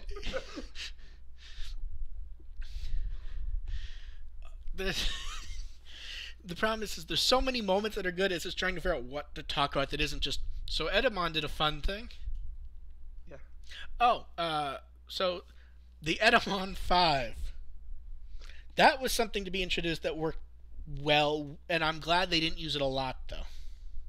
Yeah, that worked. Like- It like- was like just he- enough. of Like that. like he basically says that he was just so alone in wherever he was that other Edamons just appeared to keep him company. And they did their Jackson 5 ripoff song. It's the second time Digimon Products has come up with a Jackson 5 ripoff song. Yes. I love them so much. But I want to say that ripoff song also seeged into 2 other songs. Yeah, a little bit. Well, Okay. yeah, because they got that jazz number. Yeah. Now, Turned into a jazz number, but yeah, it starts out with a Jackson 5 Yeah. ripoff song, Now, which made me I was thinking it all along. It's like this does kind of feel like Natsue no Tobira, so this is appropriate. now the other weird thing is they had names. They don't say them in the stage play. Like it's it was Edamon Ocean Blue Mm-hmm. or Red Volcano. I don't remember who I don't remember what Yeah. the let's see, Pink and Yeah, they all had. I remember Pink and Green. I want to say it was Yeah, I know they I all want had to say it was names. Forest Green and Mhm. Sparkling Pink or something. Yeah. But like they don't do much, but they really did work for like they're in like what 2 scenes. Yeah. They worked well, and then they didn't use them again. Yeah. But there are photos of them at practice where they're all practicing the dance. Mm-hmm. They're not in costume, but they have the feet on. Oh, makes sense. Yes. So, what do you guys think of the puppets overall? I really like the puppets. I enjoyed how they seemed to be trying to replicate what they would look like in real life. But when Yeah. I covered it with Jay said, "Oh, but they're also like they're all different. Like they all look different. They all look like they're different materials." I'm like, "Yeah, well, that's because they are. Yeah, they would be. Palmon and Gomamon are different. Yes. Obviously, Palmon is a plant. Yeah, Palmon's a plant. Agumon, his skin is going to be different than like Patamon or Gomamon's skin or Gatomon's skin. Gabamon is fluffy. The one thing that seemed to tear people up the most was figuring out the people on stage in the gray outfits. I gotta say I loved it because it felt like they were extensions of them. And that's usually how they play. No, I've seen. I know, but it worked. See, for me, like a lot of people just seem to not be able to get past it. I thought it worked really well, especially when you see them acting. Yeah, I've seen and they had I've seen Avenue Q on stage twice. This is how they do it as well. Yeah, Yeah. I was just about to reference Avenue Q. It's the same way that the actors of the exact same puppets thing. actually have the emotions. I think Avenue Q, incidentally, is another one where you don't notice the different ensemble characters playing different people. Yeah, that's what I meant. That's what I mentioned on the forum a few times. Was it's like Avenue Q, or when you're at an event and you see whoever being Kermit the Frog, where they're not hiding. You're not sitting there talking to him. You're talking to Kermit. Yeah. And that's something that they point out when they go to an event, a live event with the Muppets, with the official people. You can't necessarily hide the person playing Kermit or Miss Piggy or Rolf. They're standing there with the puppets. They point out there's never a kid who talks to them. The kid goes right up and starts talking to Kermit or Miss Piggy. It's not that much of an issue. I just like here how they really do it as an extension of the actors. Yeah.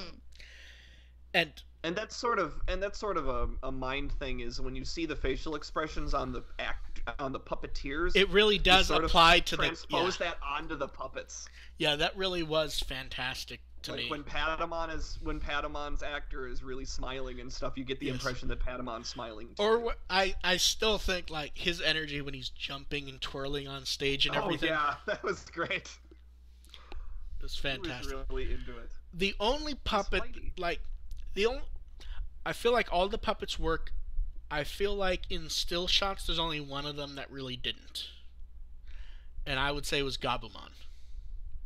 Yeah, with the still shots especially, I agree with that. Like him walking around or doing stuff on stage was fine, but when he's just standing there or they're opening and closing the mouth and moving his head, I feel like that's the one where mostly it didn't work. Yeah. And I'd agree with that. Although oddly, the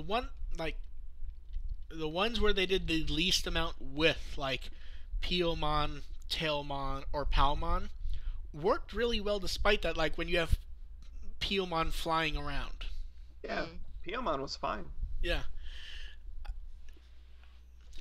I mean, it was Tailmon's the one that seemed like it really worked. Like they do like they do her flying kicks. And then they have Edamon grab her. And you have the actors miming, trying to get away. That kind of stuff just worked really well for me. Yeah. There's a great moment in the campfire scene where Joe says, he talked about how many Digimon they had to watch die, and in the background you see Tailmon just get a little flustered by that and give this look to Hikari. It's really good. Yeah. Everything was just done really well, and I really do hope we get to see another one.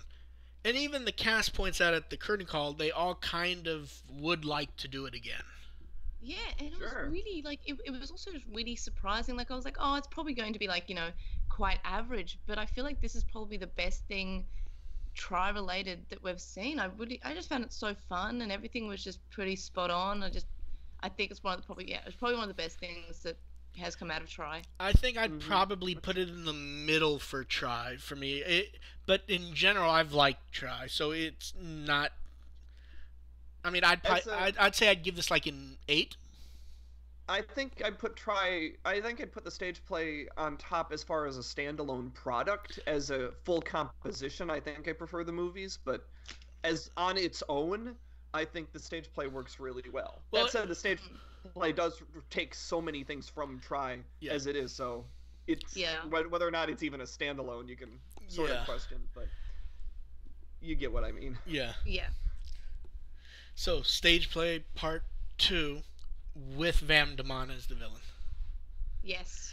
Like, see, I'm trying Can it be Belial Vamdemon this time, though? See, I almost wonder if you were to do a sequel, if you almost have to do Edamon again. Ooh. Like what I mean though is like he was integrated into it so much, like his mood. I'm trying to think like what else would you do to replace him? You could replicate Arcanimon. And it would be Orono Graffiti still though. Yes. I feel like he'd be a good Mummymon. Oh, he'd be a great Mummymon. And the thing we do have to mention is any original music was by him. Oh, that's cool. Yes, he's credited as doing it. So like, I assume that's like the Edamon 5 songs, stuff like that. So yeah, he's credited as having done the original music, and I cannot imagine how hot that costume is. Oh yeah. I'm trying to think what else we have to talk about with the stage play.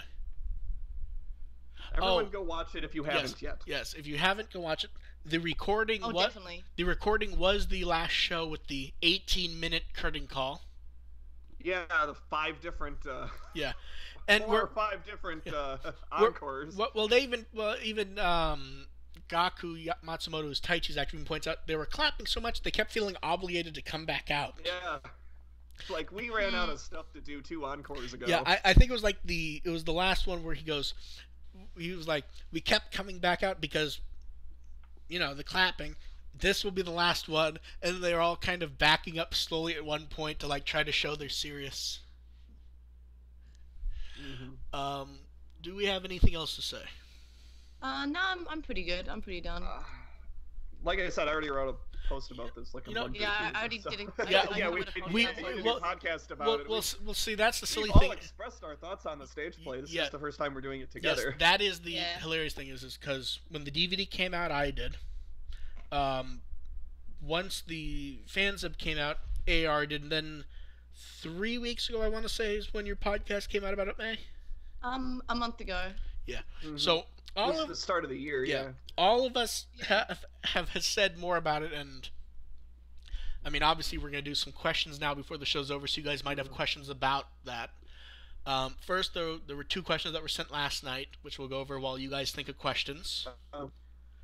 But yeah, it's like because it's been so long, I was actually more excited to talk about the tri-dub since that just happened a couple days ago. Yes. So it's like, oh yeah, stage play too. See, I was really. It's a great. See, it's a great play. I was really excited to talk about the stage play because I really didn't want it to be a joke that we kept saying we were going to do it, because it really was something really fun to talk about, and it almost was bordering on a joke that we're going to do the stage play next time. Wink, wink. Yeah. It's just, like I said, my Saturdays just got eaten up in late December, early January, and then with May's move, it's just stuff happens. Yeah. But, the move's been pretty big, and yeah, so we got to talk about that. So you guys think of questions, and we'll do the 2 that I was sent. So the first one was, what do we think they will do about Tailmon's evolutions in Tri-Part 6? If you want the serious answer from me, I expect Holy Dramon. Yeah, me too. Like, we already knew from the CSA Digivices and the cars that's her evolution, and this one was just merely like a corruption. See, for me, it has nothing to do with those, because Bandai does what they want on their own anyways. It's just a matter of they've used Ophanimon fall down mode. I just don't see them using Ophanimon, because they can already use her with Frontier or with random tie-in stuff. Yeah. It just it just makes more sense. It makes more sense for them to either use Holy Dramon or to not use anything. Yeah, I would say Holy Dramon, but I would say that's not 100%. But I'm expecting Holy Dramon. I Yes. wouldn't call that a guarantee. I really do hope she gets something. No, see, Like, I'll be disappointed if she doesn't get anything. I think the real expectation is here's what will happen. Ordinamon will split, and it will be normal Ophanimon. She'll go back to Tailmon, and then she'll evolve to Holy Dramon. Like, we will see normal Ophanimon for 10 seconds. And then... Just enough to get people worked up. Yes. I mean, I don't think there's more to say on that one. I feel like it's Holy Dramon, realistically. Yeah. The other question was specifically for me. Do I ever skip posting any news? And the answer is yes. There's often... I mean, obviously, I only do English and Japanese news, and there is stuff I skip for various reasons. Either don't know if it's real, because I don't post stuff that I can't be reasonably sure about. Like there's been vague leaks at this point that it's Holy Dramon, but there's been things being said since before Part 1 came out. Are they? Is there any credibility to the leaks, or are they just it's just BSing? No, it's random comments of I saw that there was going to be a Holy Dramon keychain, and it's like okay. they've done spoiler keychains for every single thing, so someone saying it without like a product sheet list, even if it's blanked out, doesn't mean anything to me minus rumor. Yeah, because like it's the Maki charm that came out before Part 4, that was legit. Yes. But what I mean is we had a picture, and at one point we had a silhouette that was telling us that this was going to be a spoilery keychain, and then we saw the photo. I need something more than just someone going, there's going to be a keychain, and it's going to cost this much. I need actual information. And there's occasionally news that doesn't get posted because it just doesn't make sense to. Like, when Tri-Part 5 came out. Bunch of news I post that Tri-Part 5 is in Japanese theaters, we'll have it in a few hours, and then I see one theater is making their own Tri-Part 5 drink. At that point, there's no reason to post it. Yeah. Yeah, it was like peach soda mixed with something else pink. And then I want to recreate that now. Yeah, I'll find you the thing. But yeah, it was like one theater doing it. It wasn't like an event. It was just, like a Part 5 drink. At that point, I've already made the post for Part 5. It's 3 a.m. the night before. There's no point to posting it. It was just, it was past the time of it being relevant. Okay. Yeah. So let's see. We have some questions from the chat now. Okay. How successful is Tri narrative-wise and commercially? Commercially, it's doing its job. Tri's job commercially, more than anything else, is to sell Digimon crap. And it's doing that job very, very well. And it seems like it's been doing... And it's very easy to tell because they keep... Like, when Tri-Part 1 came out, we had a handful of stuff. Then when Tri-Part 2 came out, we had to hold it with 2 hands. Then when Mark, Huh? You have me to thank for that. Like, I think I'm single-handedly funding Tri. Then the stage play, that was because of me. Yeah. Then when Tri-Part 3 came out, we had to hold stuff in a bag. By the time Tri-Part 5 came out, we had to rent a truck for all the stuff. Like, when Tri-Part 5 was coming out, stuff was just being thrown out at us at, like, there's like 2 or 3 events at the same time. Like, it's just, it was kind of insane towards the end. Got a con in 2 weeks. I'll see what I find there. That's why I need an apartment. Yeah. And I feel like Tri is also a very good example of why Toei does not often spend a lot of money. Because people are like, well, a lot of people are going, I don't understand why it's not bigger budget or so forth. They seem perfectly happy making less than $1 million theatrically each one. They're small, low budget things. And then when they do a big budget thing like the new Mazinger Z Impact, big 50th anniversary film. It looks amazing. They had to have spent a ton of money on it, and it made like total like 2 million. Yeah. Like that's the example why they do smaller stuff in general. Its Fathom event will do less than what Lost did. Yes. Well, I'm talking about see. I'm not even talking about the Fathom event. I'm talking about oh, I know. in Japan. I'm just but yeah, saying. like the Mazinger Z. I found it funny that there was a Fathom event for it. I really feel like that is a case of Viz was told that if they wanted to license it, they had to get it in theaters. So they're getting it in theaters really quickly, subtitled. It's like noon on a Sunday and 7 p.m. on a Monday, and that's it. Yeah. But yeah, Try is doing exactly what it's supposed to be doing, and the fact the fact that it keeps getting extended in theaters, like Part 5 went a lot longer than I expected it to. Well, I'm kind of shocked, even for the tail end, that they're going for Golden Week at all. Yeah, that's like that does seem kind of like a bad idea to me, because there's just so much stuff opening Golden Week. Mm-hmm. I mean that's where you have Avengers opening early in Japan so that it's there for Golden Week. And as for narrative-wise, I think it's going relatively well, to be honest. Yeah, I think it's going absolutely very well.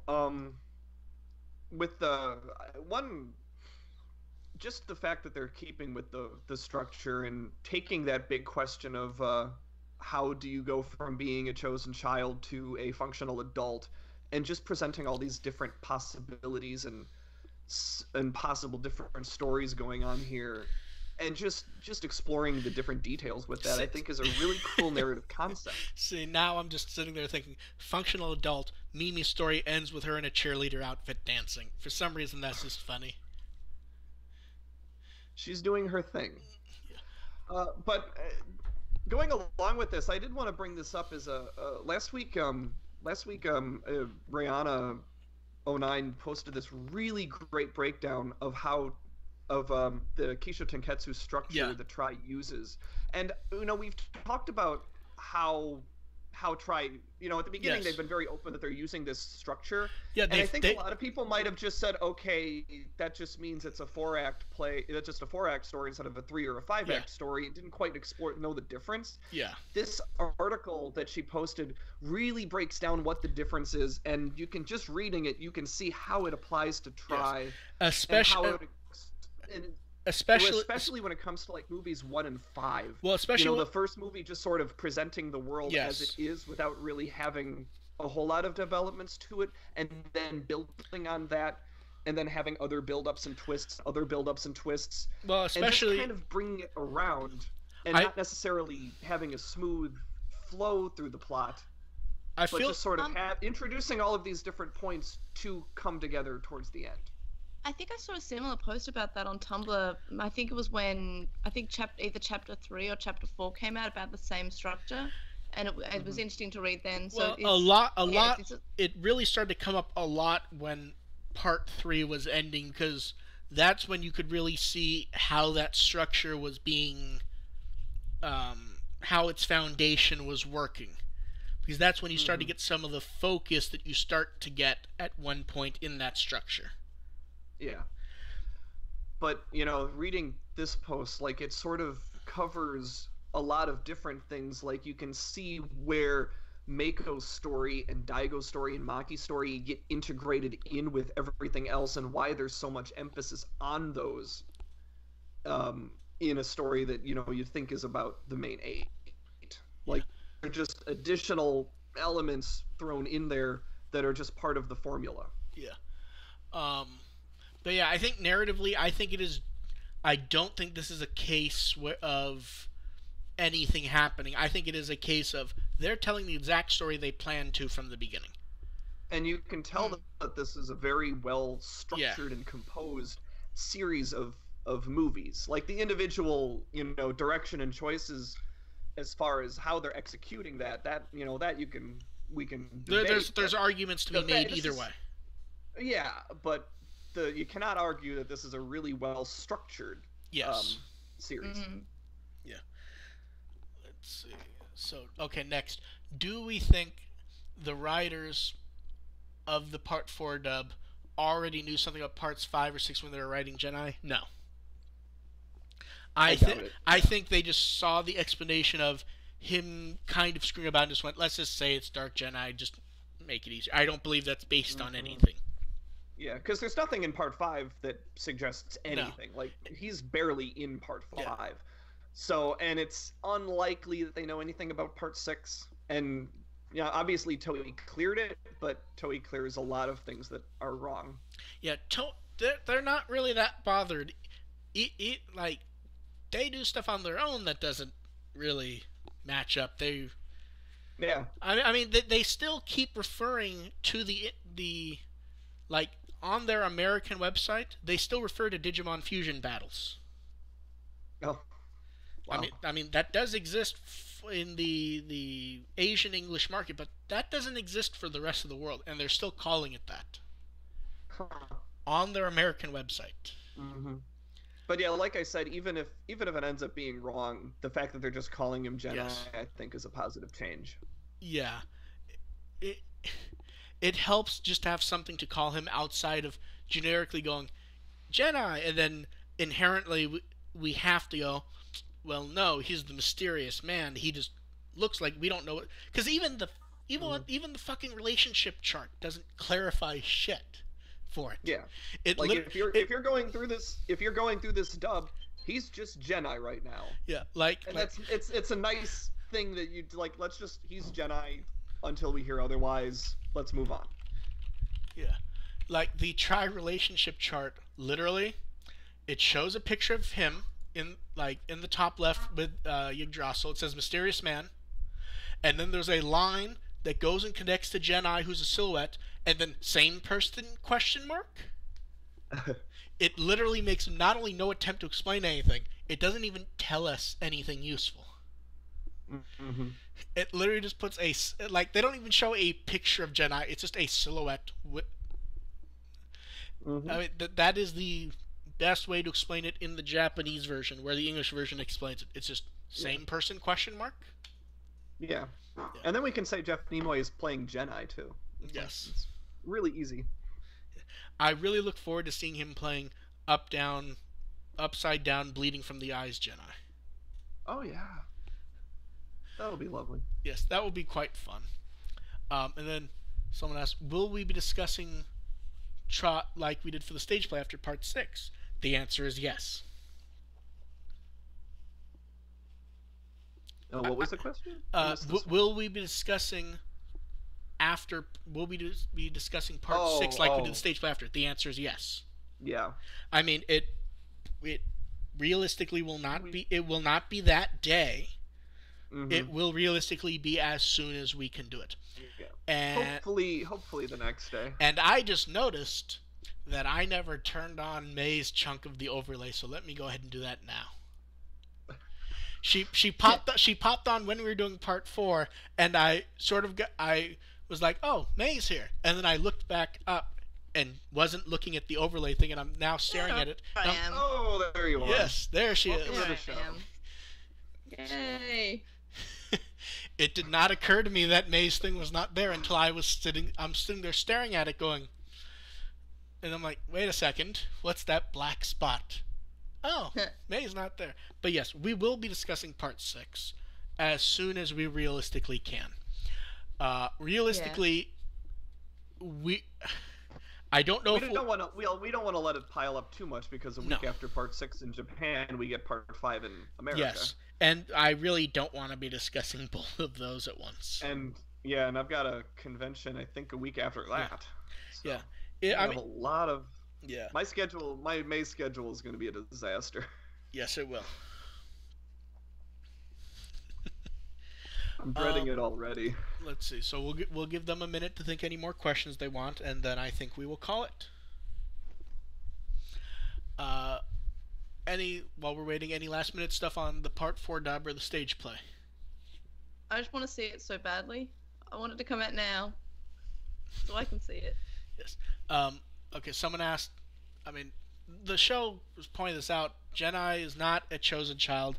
He's just a No. digital life form who worked for homeostasis. Homeostasis. Yeah. Yeah. He's just a benign isn't quite the right word, but I guess I would say he's just a benign digital life form. He's a digital human person thing. Mm-hmm. Mm. He says on the show he's Yeah. neither a Yes. human nor Digimon. Yeah.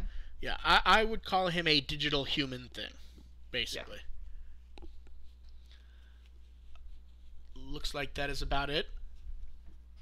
Thank you everyone for showing up. I'm very glad we got to talk about the stage play finally, because I really did want to talk about it. I felt like realistically we could have talked about Edamon alone for an hour if we wanted to. Yeah, I'm sorry for being so late. It happens. You were here for the important stuff, which was the important thing. Yeah. Yeah. Because realistically, I had not decided what we were going to do if you weren't there. Because I almost wondered if we should have just done it at that point. But I honestly wasn't sure.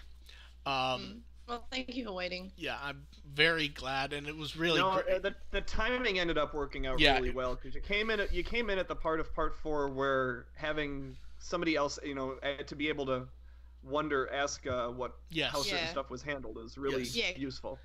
Because I wouldn't be able to participate in the discussion of part 4 much, because obviously I've only seen the Japanese version and not the dub. But remember, everyone, go to the site and listen to the trailer for part 4 so you can hear Hackmon. Because holy shit, that's amazing. And yeah, like we said this before you showed up. We both think this is the best dub they've done so far, and that's in my fantastic. opinion, it does smooth over a few of the issues that part 4 has. Yes. Not all of them, but a few. Yes, and I'm looking forward to the Blu-ray. AR's looking forward to the Blu-ray. May's looking forward to the Blu-ray in 2025. This is the one where I actually want the lithograph. So realistically, what May is looking forward to is using a VPN to get the digital copy code from someone. Well, I didn't need a VPN. I just was given the the first time I was just given the code and I could download it from it just the code. worked? Yeah, it just worked. I went to the website and put in the code, and then the second time, I was just someone sent me their download. See, I thought you were using a VPN to redeem the code. It just worked? No, yeah, it just worked. I was given the code. I went to the website. It spat out the download at me. That makes it really easy. That makes it really easy then. It was also fully legitimate, which is good, because I didn't want to do anything shady to get it because there were torrents of it, but I didn't want to get it an illegitimate way, if that makes sense. Well, the other thing is they've made it so easy to get. Like, they're not locking it behind a service no one uses. They're literally just giving out DRM free copies. I mean, if you don't like the closed captions, you can change the closed captions, because they're using normal files that for some reason I keep deciding I have to screen cap even when they're 160p. It's a very convenient service, and we should give them money. Yeah, I mean, it's fantastic you're doing it that way. Subscribe to us on YouTube. Check us all out on Twitter. And I'll be at Anime Milwaukee in 2 weeks for one day on Saturday. I'm not running a panel or anything, but if you happen to be going, stop by or just say hi to me. And May can be found at Lost in Translation Mon. How are basically just that. Yeah, I forgot. How are you doing on your journey to try to make all the drinks and food junk, or did you give that up for a while? I do want to make more. I guess things are hard at the moment because I just moved out. Yeah. And I had to buy a desk and buy a bunch of furniture and stuff, and obviously extra stuff for the kitchen. But when I have extra money, I'll probably be trying to recreate some more things and probably trying to not poison my flatmate. Good luck with that. And join my Patreon. I know May has a Patreon, AR has a coffee. Where we all hang out in the With the Will Discord, where you can chat with us and see us argue about the similar things we argue about on the show. And I've got my my website where I do have thoughts on not only every episode, but especially the stage play and the dub. Yes, those are up now. I think that's all got for a little while. So There I think will I can take a break. I think I can take a break now, unless Dubbed Atmon starts airing yes. suddenly, There will not which be could happen for there, all we know. there will definitely not be an episode in 2 weeks. The next one will probably be 3 weeks to a month. Yeah. Um, I'm just trying to think. Yes, I mean we've said it before, and AR just alluded to it. It feels like any given moment, Atmon could just be announced and start the next day for all we know. Mm-hmm. Just Yeah, and I'm hoping for that. I can't wait. Yeah. But May, Not you, gonna be 3 May, weeks, May, I can May, tell you May, that. you keep forgetting. You're in Australia, so it will be a few years behind. It's good. That's gonna be so annoying if we don't get it. Like hopefully it's on like if it's on Crunchyroll, that'd be fantastic. I doubt it. They're No, probably on TV I, because it's for kids. I'm not. See, I'm. Yeah, there's like 100 different conversations we can have about that. Yeah. I don't know though. I think we've had a couple of them Yeah. already. I mean, yeah. There's. I mean, We just know it's in limbo right now. yes, it is in a weird limbo where we can almost guess 90% of it, but almost every guess could end up being wrong also because we're using information that is certainly real, but we don't know. Mm-hmm. So, we'll catch you guys all next time. Thanks for watching. Bye. Mm-hmm. Bye. Bye.